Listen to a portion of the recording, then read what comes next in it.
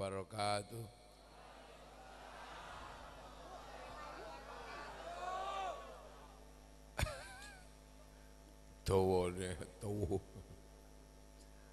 Bismillahirrahmanirrahim. Bismillah, alhamdulillah. Wassalatu wassalamu ala rasulillah Sayyidina Muhammad ibn Abdillah wa ala alihi wa ashabihi wa azwajihi wa dhurriyyatihi wa ahli baitihi wa man tabi'ahum bi ihsan ila yaumil qiyamah. Para alim, para ulama, para kiai yang hadir, yang saya hormati, pengurus Jamaiyah Nahdlatul Ulama, pengurus Muhammadiyah yang hadir. Ono, Rauno,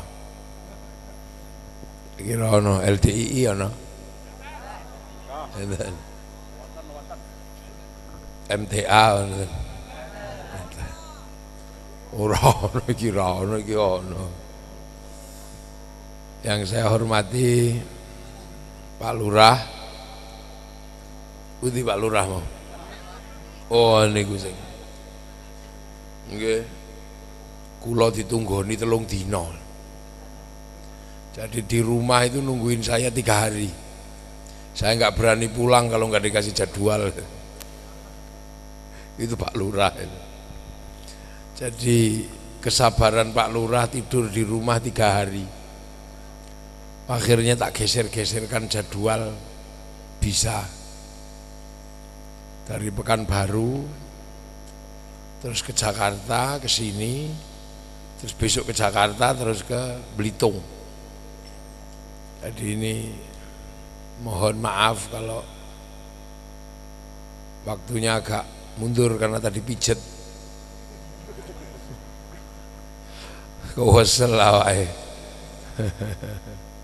Dan seluruh perangkat yang saya hormati, dari Muspika, Pak Camat ada, Putih Pak Camat ya, Pak Camat ya.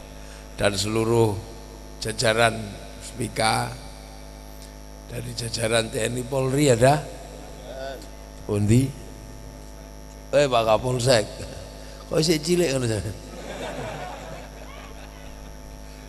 Nom Kapolsek, seluruh warga masyarakat Bundiri, Pandan Sejahtera yang saya hormati, hadirin wal hadirat yang berbahagia, Pagar Nusa Banser Mehlali ya. Ini adalah acara bersih desa, biar desanya bersih. Asal jangan dibersihkan aja, menang opo-opo diresiki. Jadi bersih desa itu sebenarnya adalah istilah untuk mengucapkan syukur. Jadi bersih desa itu istilah untuk wujud syukur. Jadi jangan berdebat pada istilah bersih desa, sedekah bumi. Ini kan orang suka berdebat itu kan, tentang ini enggak boleh, enggak ada tuntunannya. Cinta kepada tanah air itu ada tuntunannya. Nah, sampean dikasih tanah Pandan Sejahtera. Coba kalau dikasih daerah Pandan tidak sejahtera, ini kasih Pandan sejahtera, artinya bahwa ada kesejahteraan. Nah, kesejahteraan itu disyukuri, terutama kesejahteraan menjadi bagian dari bangsa Indonesia ini disyukuri, terutama anak-anakku yang kecil-kecil ini, anak milenial ini. Kadang kita ini merasa enggak srek lahir jadi orang Indonesia, itu kadang enggak srek anak-anak sekarang ini. Karena kebetulan anak Indonesia ini termasuk anak-anak yang paling kecil-kecil. Sehingga ketika lihat medsos, kok kenapa bangsa yang lain gede-gede kok kita kecil-kecil itu. Orang Amerika gede 2 meter, orang Cina putih-putih sipit-sipit gitu, Korea putih-putih, Arab cantik ganteng. Tapi kenapa kita yang kecil-kecil? Nah itu kadang anak sekarang agak puas. Apa? Oh gawak no banyu. Oh pinter sampean. Ya dibuka no Kang. Ngawak no tok sampean. Ya.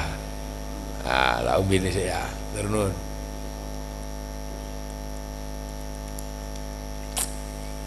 Nah, urung ngombe wis kon pidato. Jadi Allah menyatakan dalam firman-Nya yang sangat tegas, ya ayuhan nas inna khalaqnakum min dzakari wa untha wa ja'alnakum syu'uban wa qabaila lita'arufu. Jadi Allah bikin manusia itu memang berbangsa-bangsa, bersuku-suku. Untuk apa? Saling pengertian. Nah, salah satu pengertian yang mesti kita sadari dan kita yakini adalah pengertian menjadi orang Indonesia. Nah, orang Indonesia itu ya memang kecil-kecil gini, pesek-pesek gitu. Kalau orang India kan besar gitu ya. Sahrukan itu bau besar. Orang Eropa bau besar. Kalau sepak bola gede-gede. Orang Arab ganteng-ganteng, cantik-cantik. Orang Cina putih. Orang Afrika hitam, gosong gitu, kayak kopi. Nah di antara orang-orang ini yang paling kecil dan nanggung itu kita, orang Indonesia. Gede juga enggak, kecil juga enggak, hitam juga enggak, putih juga enggak, mancung enggak, pesek juga enggak, lurus enggak, keriting enggak. Jadi ini manusia tengah-tengah gitu. Manusia tengah-tengah, matanya gede juga enggak, kecil juga enggak. Makanya kalau olahraga kita ini nanggung semua. Sepak bola kurang gede, lapangannya sama, orangnya beda. Tinju kalau ketemu orang sekampung masih menang, ketemu orang Amerika sekali ditikjluk gitu selesai kita. Nah ini yang kadang harus dipahamkan kepada anak-anak sekarang, terutama anak-anak milenial ini, bahwa Allah sudah menakdirkan memang manusia itu dibikin berbeda. Jadi sampean nggak usah terus membayangkan pengen jadi orang Eropa, itu nggak usah. Karena apa? Allah sudah ngasih. Orang Eropa itu tinggi besar itu ya, gede itu. Kenapa kira-kira? Jadi orang Eropa kenapa besar? Karena ditempatkan di benua yang ekstrim. Jadi Eropa itu benuanya ekstrim. Kalau sudah kehilangan matahari, namanya musim dingin, itu bisa minus 20, minus 40. Akhirnya kita bisa bayangkan, kalau kedinginan di minus 40, terus dibikin kecil-kecil kayak gini, kedinginan, mati.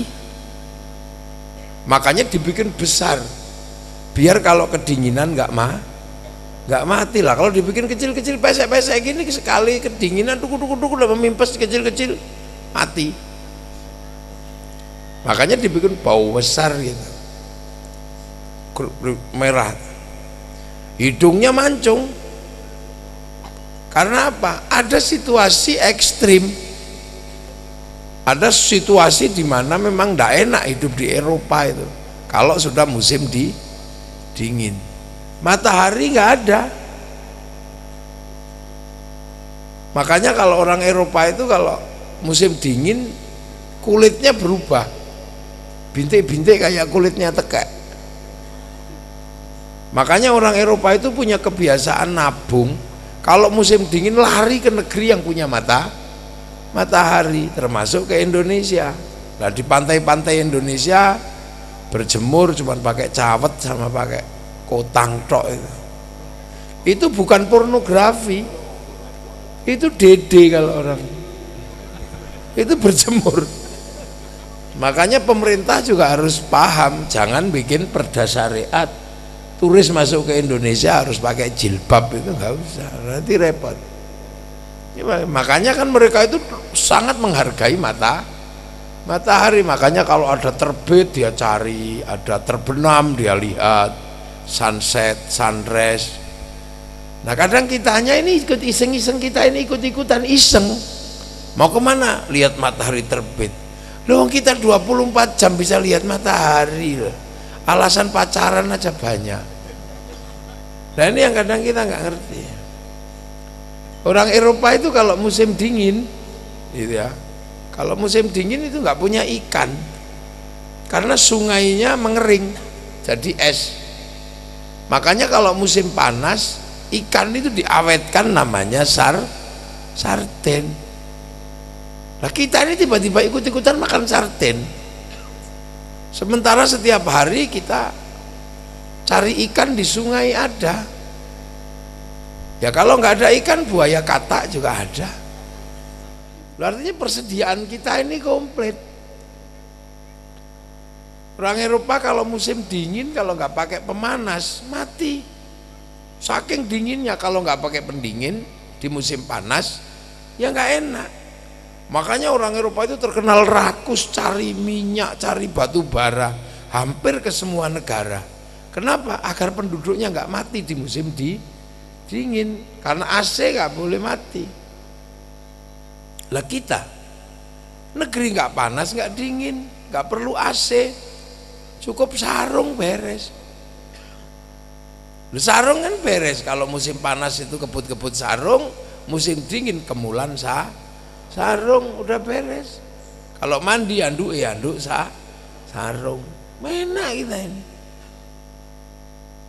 Orang Eropa kalau musim dingin makanannya harus daging, harus pakai daging dikeraskan, susu dikeraskan namanya keju, susu dibusukkan namanya yogurt. Itu orang sana. Kalau nggak gitu kurang kalori. Lah kita seumur-umur makan kobis hidup. Ini kadang kita nggak menyadari bahwa betapa nikmatnya menjadi orang Indonesia. Orang Cina putih-putih, sipit-sipit gitu. Kenapa? Karena di sana kalau musim dingin salju turun, mataharinya keluar, jadi putih kena matahari kan silau, lama-lama ya jadi kerip-kerip gini. Lu zaman belum pernah ke Cina di musim dingin. Cina itu sekarang negara paling kaya, duitnya paling banyak, tapi kekurangan makanan.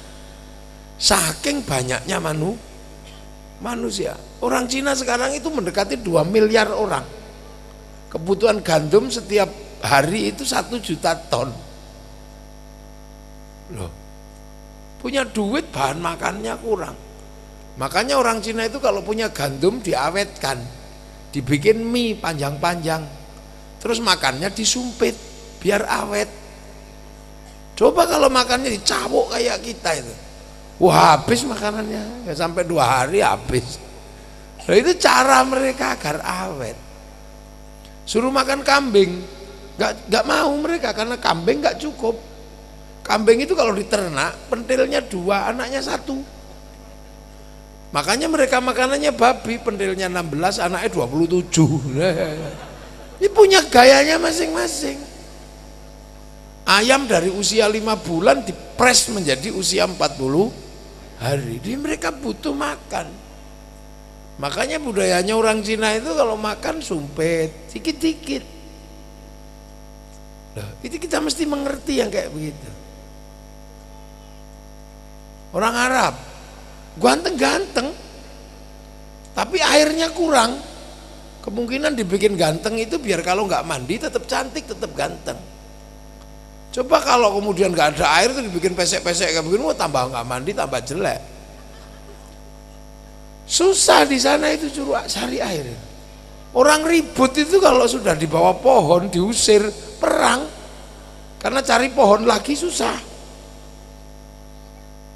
Makanannya berburu, waduh susah di sana. Coba kalau nggak ada Ka'bah itu, mungkin nggak ada orang mau ke sana. Afrika dibikin hitam gosong, ya karena Allah menitipkan singa itu di Afrika. Kalau dibikin putih dikejar singa kelihatan, makanya dibikin hitam. Jadi kalau dikejar singa tengkurap itu udah nggak kelihatan. Lo kira-kira lo ya ini kan ini perbandingan dulu ini. Kita perbandingkan antar bangsa ini. Nah orang Afrika itu makan juga susah, kelaparan selalu terjadi. Karena nanam padi, burung pipit itu jumlahnya jutaan, ratusan juta, triliunan. Emprit Afrika itu belum hilang. Kalau emprit sini kan sudah mulai hilang. Jadi kalau nanam padi aman, sana empritnya itu masih full, masih triliunan jumlahnya.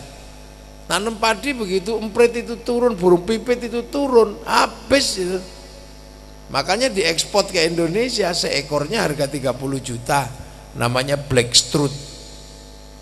Itu yang penggemar burung pasti tahu. Itulah. Itu Afrika. Nanam jagung habis dimakan burung bedet. Karena bedet Afrika itu gede-gede sak mentok gitu. Namanya makhau. Gitu. Kenapa hujan?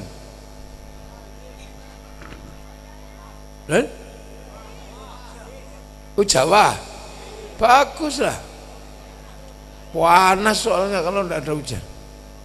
Nggak apa-apa, udahlah duduk di situ. Kehujanan aja nggak apa-apa. Wong Jawa kudanan, berasal dari udan ora udo. Nah, ini memang asiknya Indonesia itu hujan. Orang Arab itu kalau tahu hujan senengnya langsung lari semua keluar, karena nggak pernah hujan. Sini sebenarnya orang juga nggak takut hujan, tapi gara-gara bawa handphone jadi takut hujan. Manusia elektronik. Nah orang Afrika itu nanam telo itu habis dimakan celeng. Celeng Afrika itu kalau lagi bergerak itu jumlahnya itu ratusan ribu. 1 hektar telo itu diajar sampai 5 menit habis. Nanam pisang habis. Karena monyet Afrika itu sekali makan sak tandan. Karena monyetnya gedenya sak sapi. Namanya gorila. Besar-besar di sana. Jadi makanya cerita tentang kelaparan di Afrika itu bukan sesuatu yang aneh. Nah, negeri yang apa-apa enak itu ya di Indonesia. Jam segini ngaji enak. Coba di Afrika jam begini pengajian, tiba-tiba ada rombongan singo lewat itu bubar ngaji. Atau paling enggak ulur. Sini coba ada buaya satu aja pasti lari. Saya pernah di Tanzania itu.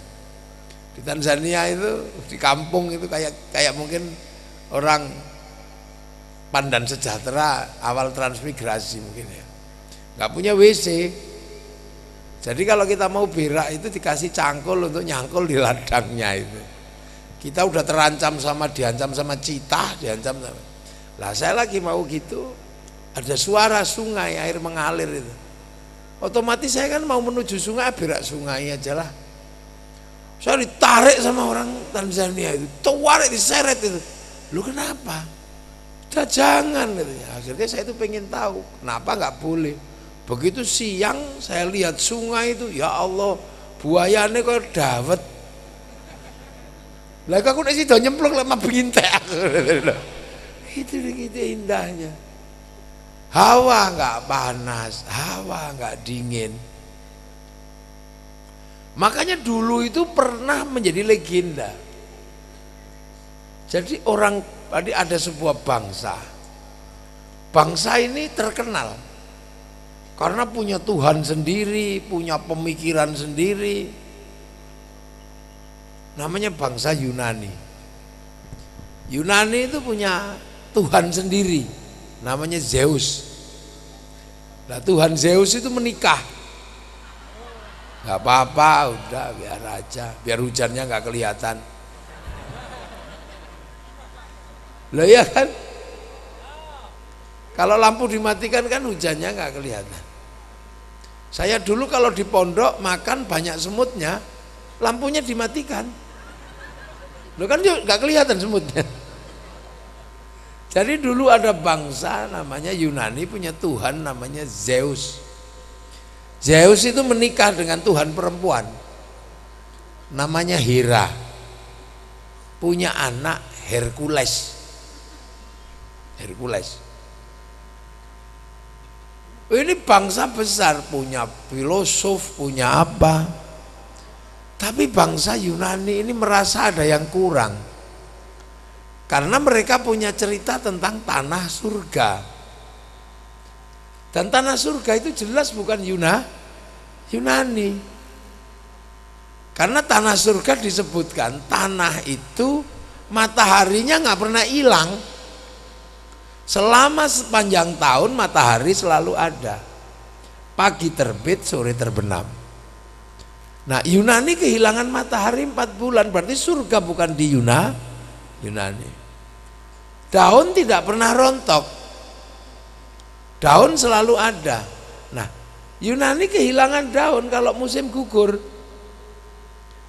Air tidak pernah membeku. Di sana air membeku. Hawa tidak panas dan tidak dingin. Mereka pernah punya hawa panas dan hawa dingin. Akhirnya kabar tentang tanah surga itu dicari oleh orang Yunani. Ngirim pengembaranya namanya Bartolomeus. Itu kejadiannya sebelum Masehi. Ada namanya Bartolomeus suruh nyari tanah surga itu di mana. Mengembara 20 tahun lebih itu baru pulang. Menjelaskan bahwa ada tanah surga di dunia itu. Disebut Argir atau Jabadiu. Nah, kemudian dia ingin pindah ke Argir atau Jabadiu. Gagal karena perang Kreta sama Sparta. Sampai akhirnya nggak jadi. Lah akhirnya kemudian mualim kapalnya itu yang bawa Bartolomeus itu buat catatan. Jabadiu itu ada. Itu nah, karena Jabadiu itu sebutannya orang Yunani. Nah, mualim kapalnya itu kebetulan orang India, menyebutnya Jawa Dipa. Nah, Jawa Dipa itu bukan pulau Jawa aja. Pulau Jawa itu dan Sumatera itu pisahkan karena Krakatau meledak itu. Dulunya kan satu ini, Sumatera sama Jawa itu kan satu. Gara-gara Krakatau meledak itu, meledos itu pisah. Nah, mereka menyebut inilah tanah surga.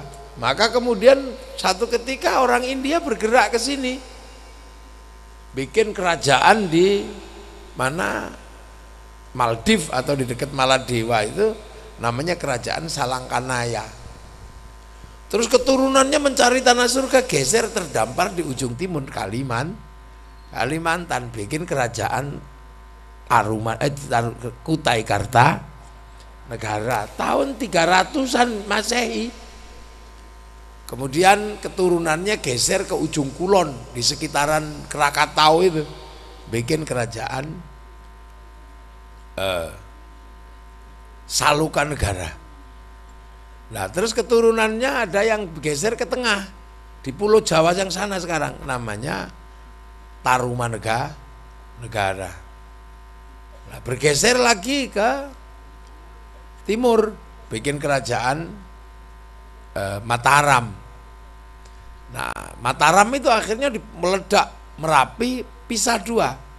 Yang Wangsa Sailendra kemudian sebagian besar geser ke Pulau Sumatera, membesarkan kerajaan Sriwijaya. Nah, yang geser ke timur, Wangsa Sanjaya bikin Wangsa Sindok Isana. Lahirlah kerajaan besar namanya Kadiri, Toho, Singasari, dan Majapahit. Itu sekitar tahun 600 sampai tahun 1200. Wah, akhirnya kita menjadi bangsa yang besar. Bahkan bangsa ini mampu membangun apa yang bangsa lain bangun. Orang Mesir bisa bangun piramid, bangsa kita bisa bikin candi. Di sini ada candi besar Muara Takus, di Jawa ada Borobudur. Di sana mana ada kerajaan, di sini juga ada kerajaan. Itu dari tahun 600. Artinya bahwa kalau kita sebagai kaum muslimin bisa mengambil perimbangan.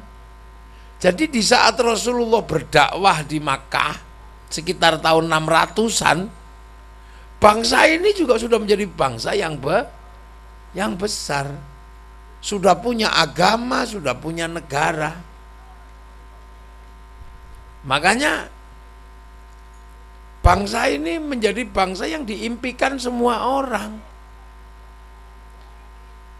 Sampai akhirnya kemudian Portugis juga datang, Eropa datang ke sini.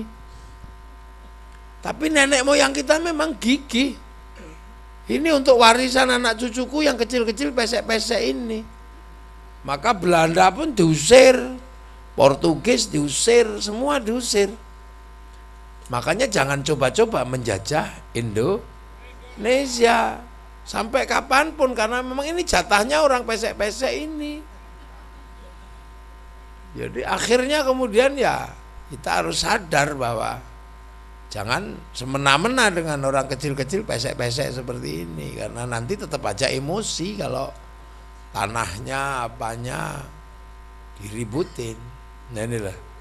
Jadi makanya bangsa ini bergerak seimbang. Bangsa Eropa bergerak seimbang, kita juga punya bangsa. Gitu. Nah makanya agar kita nggak lupa bahwa kita ini punya bangsa juga yang seimbang dengan bangsa lain, maka upaya-upaya bersih desa kayak gini menjadi penting untuk mengingatkan bahwa ada masa lalu.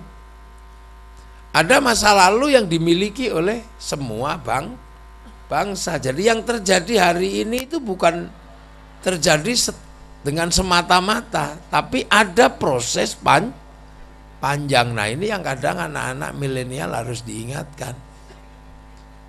Makanya Belanda ke sini untuk apa? Cari rempah-rempah. Karena orang Eropa kalau musim dingin nggak punya rempah-rempah, kedinginan mati. Di mana tempatnya? Ada di Indonesia. Ada di Indonesia. Cari emas, ada di Indonesia. Jadi tren dunia itu apapun kita punya. Sehingga nanti kira-kira 2040 kalau bangsa ini dunia mengalami krisis kedua, kita juga pasti akan menerima banyak tamu. Krisis kedua itu, dunia akan mengalami krisis air. Pusat air ada di sini, di mana-mana ada air. Kedua, krisis makanan. Bangsa yang punya tradisi makan paling beraneka ragam kita. Orang Eropa paling gandum, orang Arab roti, kurma. Orang sini mulai dari nasi, jagung, uwi, gembili, umbut, apa, ganyong, irut, ini banyak sekali kita ini pola makannya. Kita negeri paling beraneka ragam, bahkan hantu paling beraneka ragam, hantu kita. Ya orang Eropa paling ini vampir, Orang Cina zombie, Dracula itu maksimal lah itu. Lah orang sini sampai hitung, dah habis itu. Mulai dari wewe gombel, sundel bolong, genderuwo, suster ngesot, tuyul, jerangkong, komplit kalau di sini. Makanya di sini negeri paling komplit. Nah itu makanya sesuatu yang harus kita syukuri, kita ini lahir di Indonesia. Orang Eropa itu kalau nggak sekolah, nggak punya pekerjaan.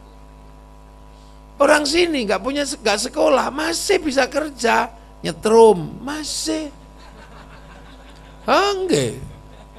Cari madu, masih. Golek brondolan, masih jadi. Masih. Dan orang sini kalau beli sesuatu nggak pernah ditanya, kok kamu bisa beli motor, duit dari mana? Nggak ada yang nanya. Orang Eropa di sana ditanya. Malaysia beli sesuatu karena pakai gesek kartu, ketahuan duitnya dari mana. Orang sini jual madu bisa makan, kalau tawonnya ada sekalian tawonnya. Bodohnya kan enak itu, bodok tawon itu. Iya, tapi saya nggak pernah dapat merasakan bodok tawon di sini. Rauno. Wah, aku Pak Lurah kandhane aku gelano bodok tawon. Enak bener di Indonesia ini. Saya ngalami. Seringan orang itu membayangkan menjadi orang lain. Saya pernah nganter pegawai-pegawai itu ya, ke Jepang. Pegawai negeri ke Jepang, tiba-tiba mereka membayangkan kayak orang Jepang. Orang Jepang itu jam 5 pagi masuk kantor, jam 5 sore pulang. Wah itu negara hebat katanya. Saya bilang kamu jangan bayangkan kayak orang Jepang. Orang Jepang aja bayangin kayak kita, jam 7 baru bangun. Lah iya masih sempat nganter anak sekolah. Pulang lagi nyemprot-nyemprot manuk, masih. Gini-gini jam 3 udah pulang. Loh, enak. Coba saudut. Ini bangsa paling nyaman. Paling nyaman, bangsa paling nikmat. Orang nggak punya uang, paling tidak khawatir dia orang Indonesia. Jadi nggak punya uang itu bukan sesuatu yang menakutkan. Makanya orang Indonesia itu jarang yang bunuh diri gara-gara nggak punya uang. Paling bunuh diri itu karena salah ngising, itu aja. Dicokot boyo maksudnya. Loh, negeri yang menurut orang negeri miskin, tapi angka bunuh diri hampir minus, itu ya Indonesia. Orang Korea itu sampai tak kasih tahu, orang Korea kalau habis pagi rapot, polisi itu jaga di perlintasan kereta, di jembatan jaga. Karena anak kelas 4 SD sudah bisa bunuh diri. Karena doktrinnya kalau sekolahmu nilainya jelek, untuk apa kamu hidup? Karena akan menjadi beban orang tua dan negara. Nah, makanya banyak sekali anak kecil-kecil itu bunuh diri. Tahu-tahu masuk ke dalam freezer gitu. Angka bunuh dirinya tinggi. Di Jepang angka bunuh dirinya tinggi. Padahal menurut kita itu bangsa yang maju. Tapi stres mereka. Itu.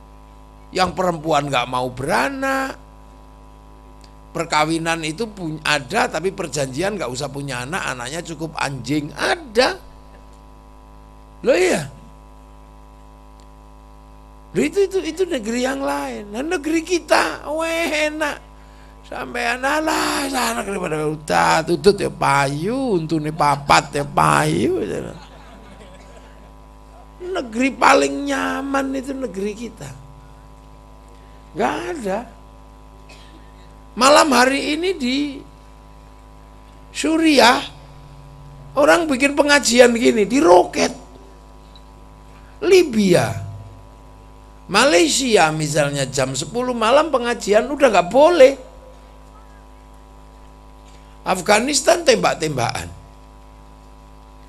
Makanya kita ini menempati tempat yang indah dan bahagia, makanya kita beragama pun bahagia. Bahagia nggak ada, orang beragama juga bahagia kayak orang Indonesia itu nggak ada. Setiap hari kita bahagia. Pengajian nggak ada habisnya. Ada halal bihalal pengajian. Belum selesai kawinan pengajian di bulan besar. Belum selesai ini Muharraman pengajian bersih desa. Nanti belum selesai muludan. Riang gembira pokoknya sambil joget solawatan gue gendero. Ono gendero sleng yo munggah, ono gendero bal-balan yo munggah. Riang gembira betul kita itu. Rejab engko sakbanan, ruahan. Nanti posonan. Bulan puasa paling indah itu Indonesia, tambah kolak kecampur mercon. Udah kalau nggak di Indonesia nggak ada. Jadi makanya kita ini riang gembira. Makanya orang Indonesia itu terkenal ramah-ramah. Karena apa? Bahagia. Bahagia betul. Ada nggak tempat lain bangunin sahur itu anak kecil-kecil sahur, rukdek sahur. Kalau udah nggak bangun ya nggak marah, paling sahur enggak sahur sakarepmu paling gitu.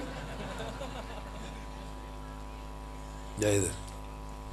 Nah itu makanya bangsa ini diancam krisis tahun 99 sampai Pak Harto itu dibilang sama Kamdesus, bosnya IMF, Anda harus hutang, kalau Anda nggak hutang 2001 bangsamu mati. Perasaan sampai sekarang krisis belum selesai, tapi bangsa kita juga nggak mati-mati. Ya, ini yang salah alat ukurnya atau manusianya yang nggak mati, indah aja. Dan bangsa kita lihat betul, nyaman, tentram, pilkades, berputar. Gak ada bangsa seriang gembira kita itu. Ngerokok di mana-mana, ya kebul yo urip. Loh, orang Eropa kalau ngerokok di tempat yang salah didenda. Sini aja meneng ngerokok, nguyuh di tempat yang nggak pada tempatnya aja nggak apa-apa. Asal gak izin lo ya. Lah ya. Tapi grafik bangsa ini selalu naik. Itu naik. Dalam kekuatan ekonomi hari ini kita masuk ke 10 besar dunia. Lah. Kita ini lemas ini, bangsa kita naik. Jalan tol Trans Jawa, Trans Sumatera tembus. Iya. Sawit murah, hidup. Lah iya sawit murah, urip kok buktine kok. Ya nek sawit larang aku ya komplain. Lah aku nek goreng minyakku dadi larang. Ya gitu, ya dunia begitu. Kebutuhan pokok jangan terlalu tinggi naiknya. Beras kalau terlalu tinggi naiknya, ya sampean komplain mesti.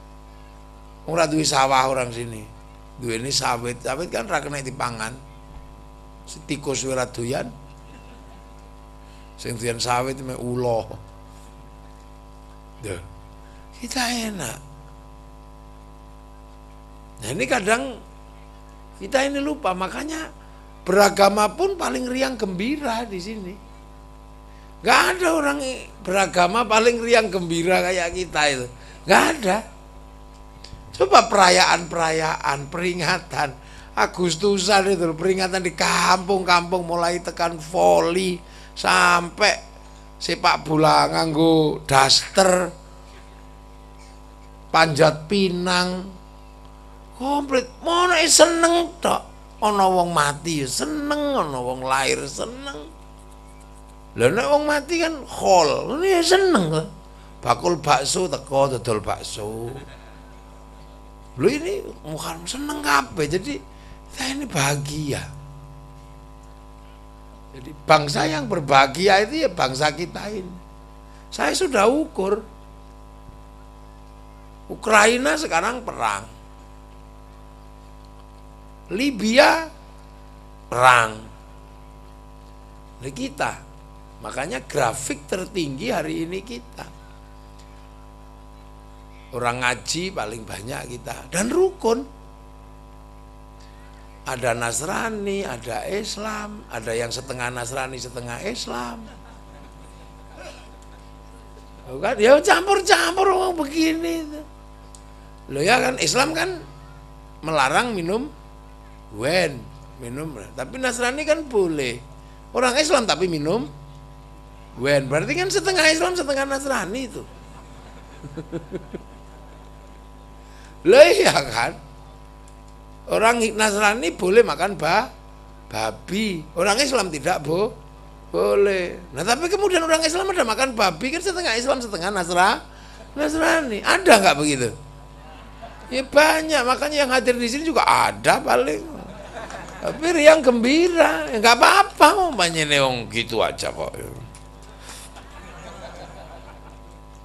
Lah iya. Islam melarang perzinahan. Tapi kan ada juga yang boleh. Istri orang boleh. Loh kan ada yang boleh. Islam nggak boleh Islam, tapi kan ada juga yang melanggar. Makanya kan setengah Islam, setengah yang lain kan itu. Nah itu. Nah itu bahagia di situ. Nah ini menjadi catatan yang kadang kita harus ingat gitu loh. Nah kebahagiaan ini harus selalu dijaga. Jangan terus kemudian kebahagiaan ini kita hilangkan. Nah, kenapa? Artinya jaga kebersamaan, jaga persatuan. Nah, kebersamaan dan persatuan itu menjadi penting. Jangan dilupakan. Karena di Indonesia ini memang prinsipnya adalah prinsip berbeda-beda tetapi tetap satu jua. Jadi satu. Makanya kalau pengajian gini kan terlihat kita jadi satu. Ini ngaji. Yang belakang jual bakso. Jual pelembungan, nah sana jual mainan gitu kan, yang tukang son jual son kan gitu, yang tukang tarup jual tarup, itu, yang tukang syuting jual syuting, ini kan sama. Nah itu nggak ada. Makanya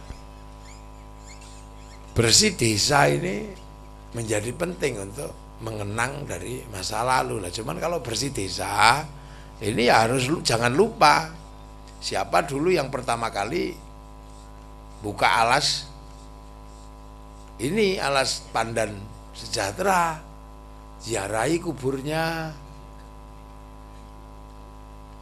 doakan, tuh doakan, terus potongin sapi, loh disodakoin loh. Loh benar, kalau bersih dusun itu yang pertama itu adalah mengingat para pendahulu yang buka hutan. Yang membuat ini bisa menjadi lapangan, yang membuat itu bisa menjadi rumah. Sampean kan terima matengin dok. Ada beberapa generasi tua yang masih hidup.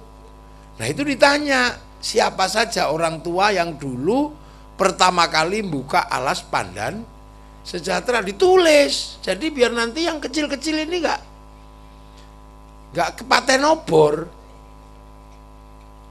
nggak lupa. Makanya Islam itu juga begitu, peninggalan orang paling tua diabadikan. Itu kan disebut inna awwala baiti wudi'a lin-nasi lalladzi bi Bakkah mubarak.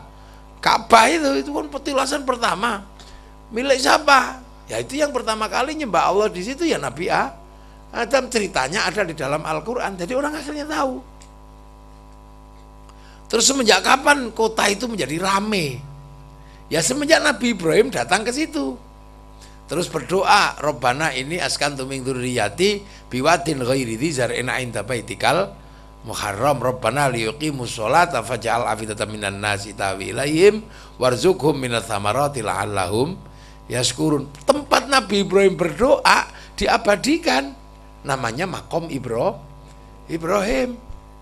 Tempat Nabi Ismail bangun Ka'bah sama bapaknya dikasih tanda tempat namanya Hijr Ismail. Tempat Siti Hajar lari-lari cari air diabadikan, namanya Sofa Marwah. Tempat ngelempar setan diabadikan dengan Jamarot Ula Wusta Aqobah. Nah, manusia sebelum berpisah-pisah ternyata dua, Adam dan Hawa. Pertemuan pertama di dunia ada di Jabal Rohmah. Makanya manusia semua ditarik ke sana agar tidak lupa sejarah. Ceritanya ada di dalam Al-Quran, sejarahnya ada di dalam Al-Quran. Kita mengikuti setahun sekali manasik haji, ibadah haji kalau sempat. Kalau nggak sempat ya cukup dari sini aja. Fawalli wajhaka syatrul masjidil haram. Loh, ini kan caranya Islam biar anak cucu itu nggak lupa. Terus terhadap perjuangan orang dulu diingetin. Makanya doakan para pendahulu itu. Makanya kita setiap sholat nggak pernah lupa. Kama sholai ta'ala Sayyidina Ibrahim, kama barok ta'ala Sayyidina Ibrahim fil alamina innaka hamidum Majid. Doakan. Nah, ini makanya yang tua-tua mumpung masih hidup. Pak Lurah, Pak Kades, mumpung masih hidup, yang tua-tua suruh nulis siapa aja dulu.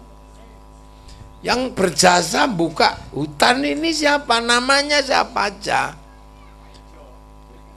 Ya ditulis. Jangan Pak Ijo gitu aja, ditulis. Tulis Mbah Harto, Pak Ijo, asalnya mana. Tulis. Nanti orang-orang pertama itu belikan batu. Batu ini, batu ke Tulungagung itu yang bagus, atau di Jambi ada kan. Batu di daerah Merangin itu kan banyak itu. Dibelah itu. Manusia pertama yang buka hutan Pandan Sejahtera, ditulis saja gitu. Nah, nanti di antara sejarah itu ada yang nggak kuat lari siapa gitu kan, ada di situ itu. Tulis, jadi anak cucu itu nanti tahu. Nah, setahun sekali doakan bareng-bareng kayak begini. Diziarahi, khatami Quran. Nah, seperti Islam, setelah naik Jabal Rohmah, mengerti sejarah asal usulnya, besoknya hewan semua potong, namanya Idul Kurban. Nah, sama kayak gini sebenarnya bersih dusun itu yang pertama kali diingat adalah orang terdahulu siapa. Lah ini sudah diziarahi belum kuburnya, dibacain Quran, terus dihadiahi binatang apa yang mau dipotong. Udah dipotongin sapi belum? Sudah. Oh, bagus itu Pak Lurah, Pak kepala desanya. Nah gitu. Tapi gitu-gitu juga saya yang punya ide. Bagus, itu ditradisikan. Jadi jangan kemudian ayam gitu, malu lah kita ini sama nenek moyang yang berjasa. Nah, itu nanti dibikinkan, ini siapa orang pertama itu, taruh di depan balai desa atau di mana. Bila perlu kapaknya yang dulu untuk nebang hutan itu kalau masih ada yang nyisa, diabadikan, taruh di balai desa. Ini kapak Mbah Jo. Nih gitu. Loh iya, akhirnya orang tahu sejarahnya. Jadi bahwa jadi Pandan Sejahtera ini bukan kemudian tanpa derai air mata, sehingga biar nggak sembrono. Generasi depan itu, anak milenial ini kan ingatannya pendek, makanya harus diingetin. Nah, itu ada tim khusus diminta untuk menyusun sejarah Pandan Sejahtera. Kenapa dikasih nama Pandan Sejahtera? Pandannya di sebelah mana dulu kan pasti ketahuan itu. Pohon yang paling gede yang nggak bisa ditebang di mana, sisanya di mana, kapaknya di mana. Itu indah nanti. Itu benar-benar menjadi sesuatu yang sangat berharga buat generasi mungkin ke-10, ke-seberapa. Ada ketahuan. Kan manusia itu anak, bapak, simba, buyut, canggah, wareng, udek-udek, gantung siwur, tarangan bodol, ketepok gosok. Loh itu. Itu harus dianggarkan oleh pemerintah desa. Apakah pakai anggaran desa atau anggaran pribadinya Pak lurah, gitu. Untuk orang nyusun. Nanti dibikin museum kecil karena ini persis saya itu ingat ceritanya koboi orang Amerika masuk ke tengah hutan buka hutan. Nah, tanah transmigran ini. Nah, siapa orang yang paling berjasa? Yang paling atas pasti Soeharto, pastilah. Pasti Pak Harto itu karena yang mengantarkan transmigran ke seluruh Indonesia adalah tetap Pak Harto. Jadi orang yang paling berjasa penyebaran penduduk Indonesia ya Pak Harto. Nanti kloter pertama berangkat dari Sungai Batanghari naik klotok, terus kemudian itu diceritakan kan, makanya kalau bisa pas acara bersih di sini ada manakibnya. Ada seorang yang menceritakan dulu kita begini, gini, mumpung masih banyak yang hidup, ditulis. Jadi ini anak kecil-kecil ini kan udah nggak ngerti nih manusia game ini, udah nggak tahu. Jadi misalnya nanti gini, jadi ada yang cerita, apakah membaca atau yang paling tua itu bercerita, anak-anakku sekalian. Iya, jadi dulu itu. Jadi akhirnya kita tahu. Jadi orang sekarang ini dulu seperti apa? Gitu. Berdiri di atas air mata, di atas tulang belulang, di atas orang yang mati digigit harimau, makan apa? Ada semua. Nah, itu akan menjadi kekuatan buat generasi berikutnya untuk selalu menjaga dan jangan tercerai-berai. Nanti kuburannya di mana? Itu penting. Nanti kalau itu menjadi tradisi, menjadi budaya, hampir semua orang itu mengenang itu, akan ada kerinduan terhadap tanah air. Nah, kalau itu semua antar desa begitu, memperlakukan para pendahulunya begitu, itulah awal namanya cinta tanah air, bangga kepada bangsanya, bangga kepada negaranya, sehingga negara menjadi kuat karena hampir seluruh masyarakatnya hatinya adalah untuk tanah airnya. Mumpung masih banyak yang hidup, manakib kalau dalam bahasa ini, manakib sejarah. Syekh Abdul Qadir punya sejarah. Nah, PAN dan Sejahtera juga punya sejarah. Jadi orang-orang itu sapinya berapa? Sapi liar di kebun sawit banyak aja cuman sapi satu. Mestinya kalau kayak gini sapi 10 gitu. Bagus. Gagal. Sampai udah dilurah sapi siji ngono kan. Benar. Di anu nanti harus dibikin tim gitu lah. Untuk bikin manakib biar tahu, oh ini yang keturunannya Pak Arjo, oh ini keturunannya Pak Mitro, oh ini ketahuan, oh pantesan klan ini pesek-pesek karena dulu mbahnya pesek, oh ini ketahuan. Dan itu indah, anak-anak ini akan tahu betapa ada masa lalu dan ada sejarah. Oh ini gelombang pertama zaman Pak Karno tahun 46, 47, tahun 50. Gelombangnya Pak Harto tahun sekian. Oh ini pernah tahun sekian tiba-tiba seluruh rumah tabrak sama gajah. Oh itu indah sekali. Sambil di atasnya ini ada tumpengnya, ada ingkungnya gitu. Selamatan. Nah ini desa. Nah ini selamatannya mana? Dan sudah tumpeng piro? Lho kok tumpeng kok pitu kan? Paling mboten nggih 41 tumpeng.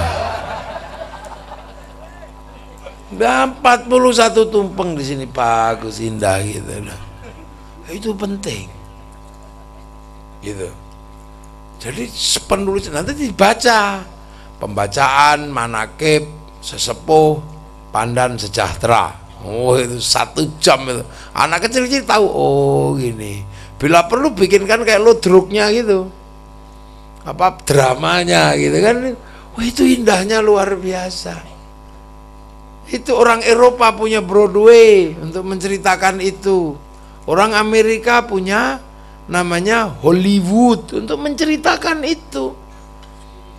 Makanya bangsa Cina itu bangkit karena masa lalunya diceritakan. Mulai dari ular putih sampai ular hijau, mulai dari Wong Fei Hung, mulai dari karate berhadapan dengan kungfu, semua utuh diceritakan. Samurai diceritakan oleh orang Jepang. Samurai model apa aja diceritakan di situ, sampai geishanya diceritakan. Loh, itu loh.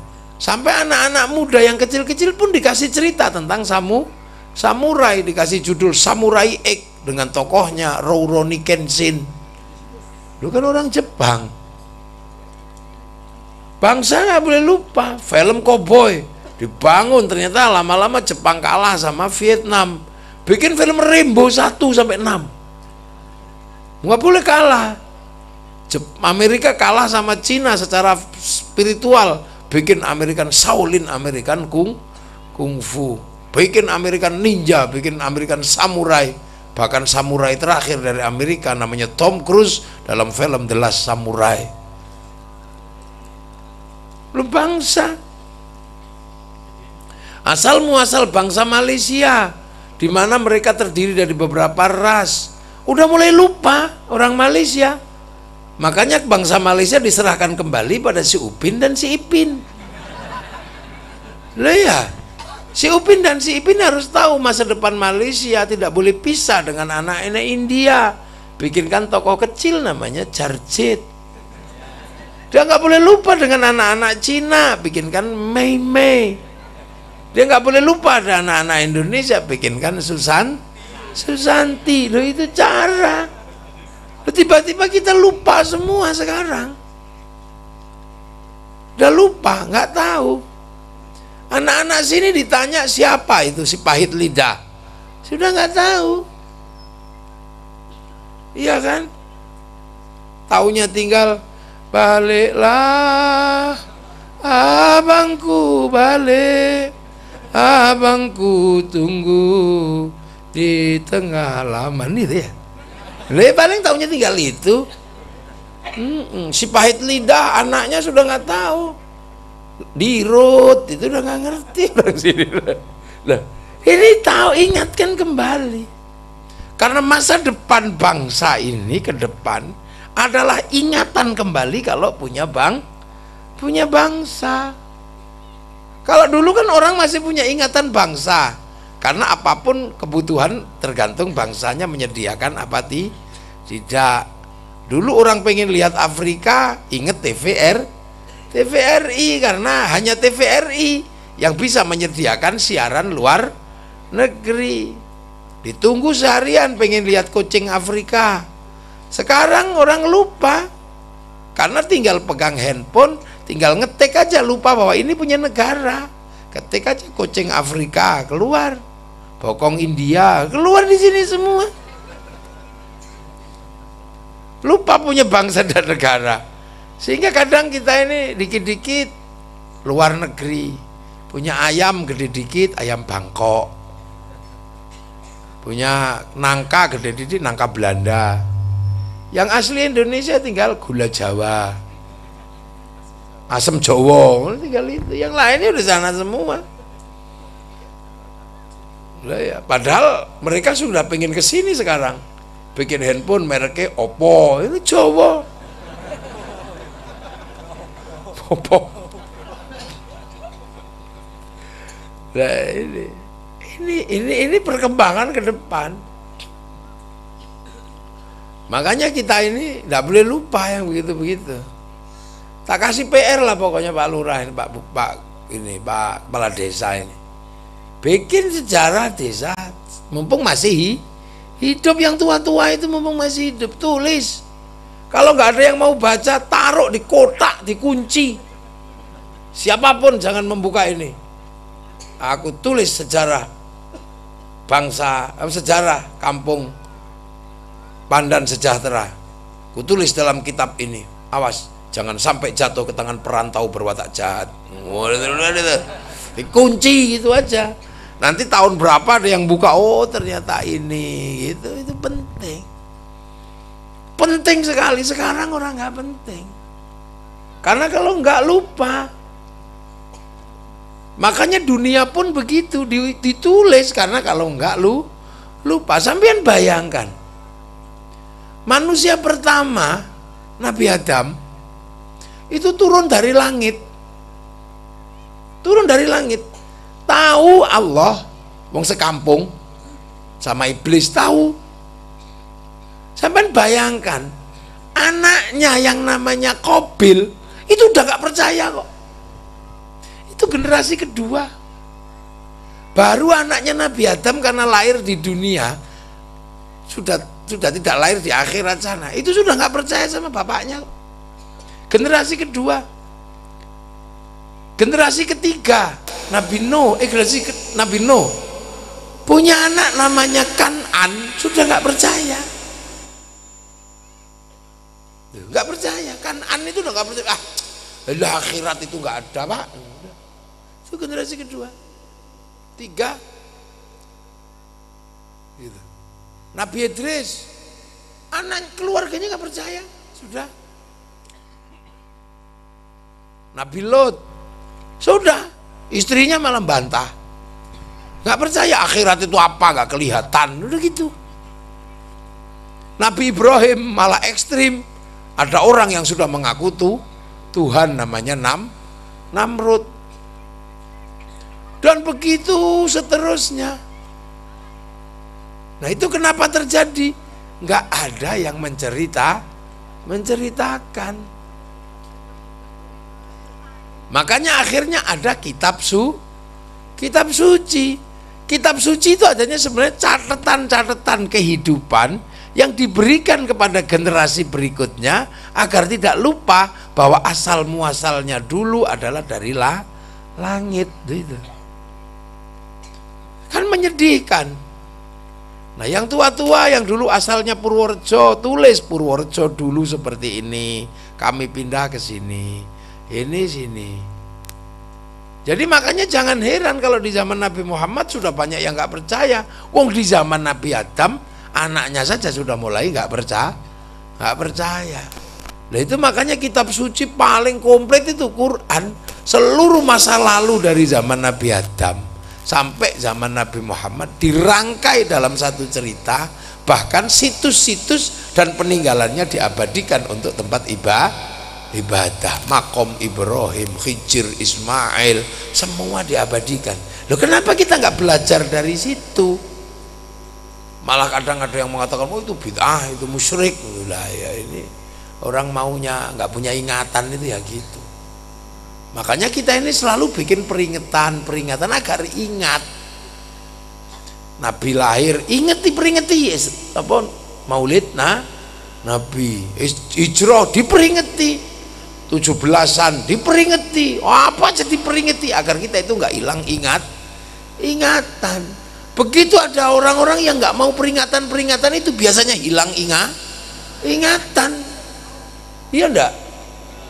Coba aja orang-orang yang hilang ingatan itu biasanya nggak mau peringatan. Tiba-tiba ini nggak ada tuntunannya, ini musyrik gitu, ini bid'ah itu biasanya orang nggak suka peringatan, makanya hilang ingatan. Nah mumpung belum pada hilang ingatan Pak Lurah, ya diingetin lagi, ditulis itu Pak Kades, ingetin ya, besok kalau saya pulang ingetin, awas kalau nggak dibikin tak santet nanti.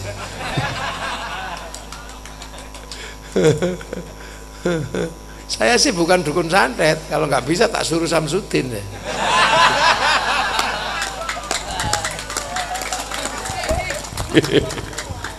Loh gitu loh, jadi ini pentingnya luar biasa.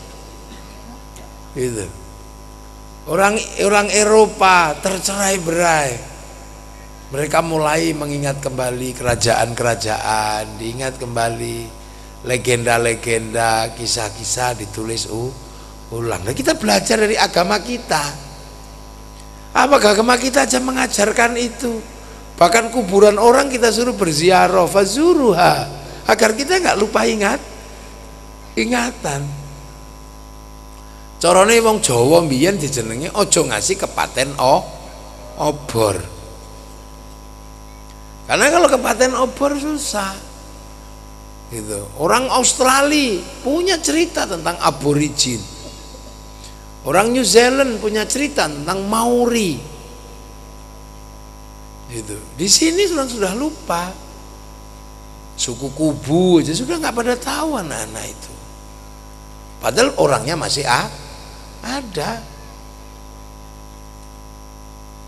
Nah, ini yang menjadi penting. Kalau enggak, ajukan ke kecamatan kan gitu. Bahwa kemudian urusan sejarah perdesaan diputuskan menjadi apa? Perdes gitu agar itu nanti dibiayai yang nulis itu. Nah, itu baru jalan. Nah, itu anak-anak ini itu besok butuh loh. Aku ini tekondi. Di Jawa itu banyak sekali yang kemudian sekarang anak-anak malu. Beberapa desa anaknya malu yang muda-muda. Kenapa? Yang lain bisa bersih desa, bisa datang ke makam para pendahulu. Ada desa itu udah nggak ada danyangnya. Itu mereka malu. Kok desa kurang ada danyangnya ya? Lah aku ini turunan sopo. Aku turunan Petekan Tropus. Saya kira digojloki begitu. Semua orang punya. Oh ini orang Arab pede dia punya masa lalu. Orang Palestina punya Bani Israel. Makanya sekarang kelahi aja di situ karena berebut masa lalu.